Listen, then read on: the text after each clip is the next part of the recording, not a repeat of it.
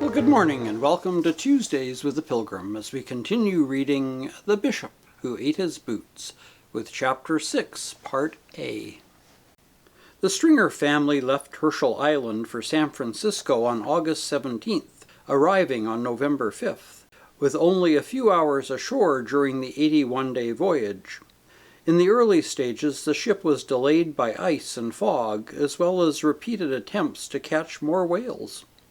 The cabin assigned to the Stringers on the Narwhal was comfortable enough, but it was not intended for 4 people. As the ship did not normally carry passengers, the missionary was listed as the ship's, quote, doctor, unquote, and his wife as the, quote, stewardess, unquote. There is nothing to show how the children were accounted for. The family suffered from the effects of the rough seas, and the year-old Herschel contracted bronchitis, which kept him weak for several days.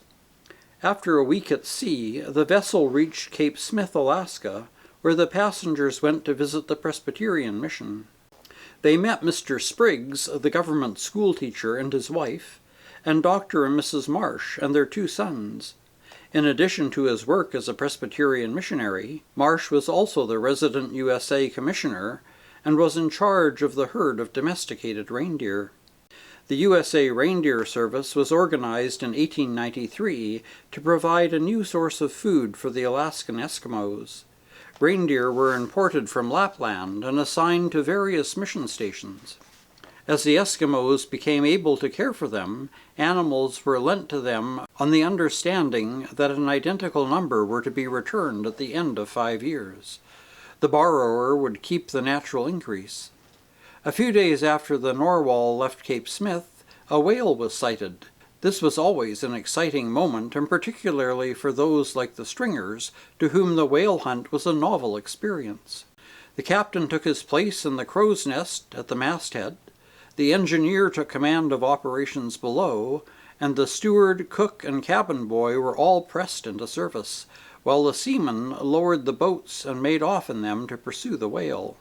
Stringer helped to man one of the whaleboats, and his family watched anxiously as he sailed away. After some hours the boats returned, bringing with them the captured prize, which was now lashed securely along the ship. The head containing the valuable whalebone was cut off and hauled aboard. The blubber was stripped off and lowered into the hold, after which the remainder of the carcass was loosed from the ship and allowed to slip unwanted into the ocean depths. At a later stage in the voyage, the whalebone was cut from the head, scraped, cleaned, and stored with readiness for sale when the vessel reached port. Near Cape Lisburne, at the northern extremity of Alaska, the ship ran into very stormy weather and began to roll heavily, to the great discomfort and misery of her crew and passengers. Nor was this the only cause of their suffering. One evening a heavy sea washed over the poop deck, and, lifting the frame of the skylight, poured down into the cabin. The captain and officers were drenched as they sat at supper. The door of the Stringer's cabin was open, and a wall of water rushed in and almost drowned them. In connection with the combination of bad weather and the dearth of whales, there is a story in which Stringer was cast in the role of Jonah. It does not appear in his diaries, but he had apparently told it to Mrs. Grafton Burke, the wife of the missionary doctor at Fort Yukon. She related it in her husband's biography. According to the story, the whalers were extremely superstitious and attributed their ill fortune to the presence of a clergyman on their ship. Dark looks were cast in his direction, and when conditions did not improve, there was talk of setting the missionary and his family adrift in a lifeboat. Word of this reached Stringer, and he conferred with the captain, emphasizing that such a proceeding would be sheer murder. In an effort to break the curse, the whalers confined the Stringers to their cabin. No one spoke to them. No one came near them. No one brought them food. The young father was compelled to creep to the ship's galley in the dead of night to steal food for his wife and hungry children. On one of these midnight expeditions he was discovered, and the now desperate crew decided that they had no alternative but to resort to their original plan. Once more the missionary pleaded with them. Would they not allow him a chance to break the misfortunes which dogged them? Grudgingly, they allowed him 24 hours to change the ill luck for which they were convinced he was responsible. With his wife on her knees beside him, the young missionary commended his plight to the Lord and asked earnestly for a sign. The two young parents waited, strengthened each other by prayer and scripture. For 2 more days he managed to hold the whalers at bay. He knew that the time was running out, and that he could not hope for more than a few hours' respite. The following day dawned with agonizing suspense for the stringers. Would this day be their last? As the light became brighter, whale spouts were to be seen among the waves. The decks rang with shouts and cries of the now delighted whalers, while Stringer and his wife fell to their knees in profound thankfulness. They had had a narrow escape, but deliverance had come. In addition, the subsequent catch was said to have been one of the largest ever. A month after leaving Herschel Island, the narwhal reached Unalaska, where she remained for several days, taking on fresh water and other supplies. This enabled the Stringers to visit the mission school and other establishments in the vicinity. After leaving Unalaska, the remainder of the voyage was fairly comfortable. For the parents it was a welcome, although at first slightly confusing, return to San Francisco and the world they knew. Mrs. Stringer was startled by the puzzled glances directed towards her, and she remarked afterwards, quote, "I wondered why people were looking curiously at me when we arrived.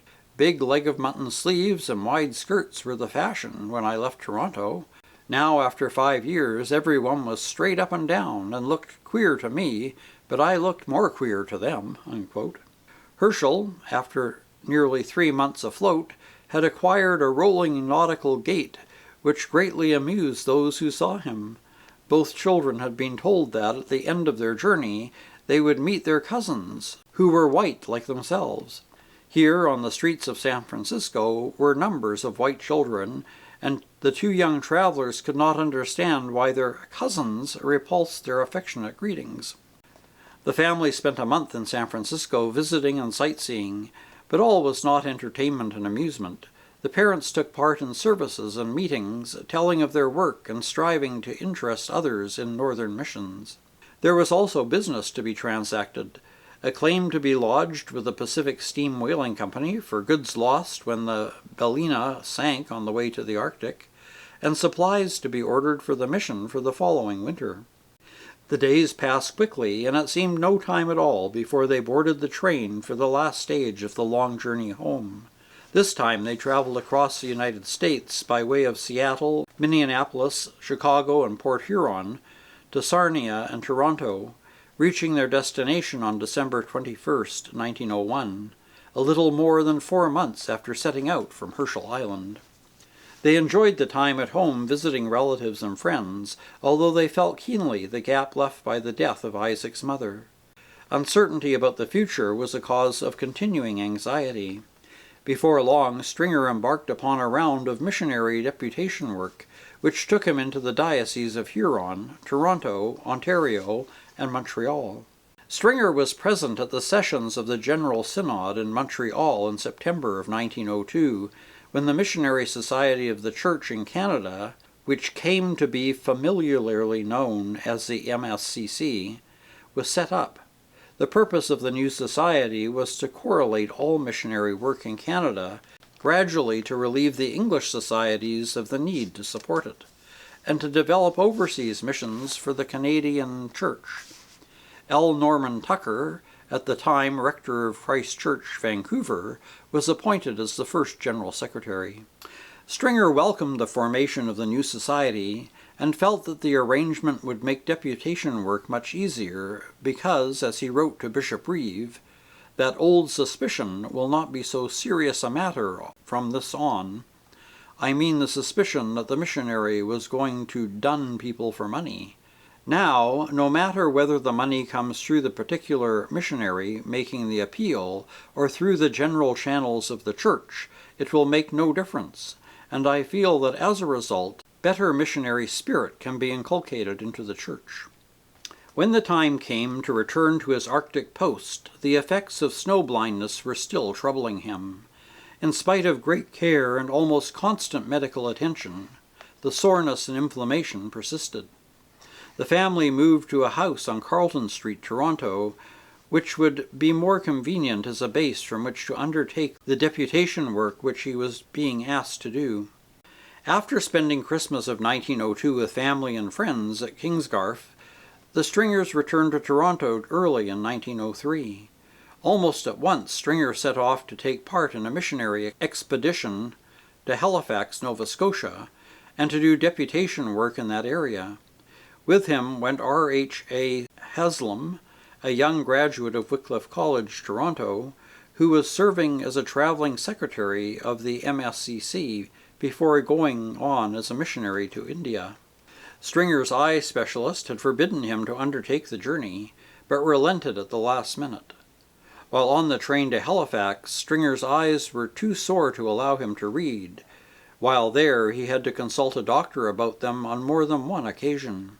He was not surprised, therefore, when a letter reached him from T.R. O'Mara, secretary of the Canadian Church Missionary Association, which ruled out all possibility of an early return to the Arctic.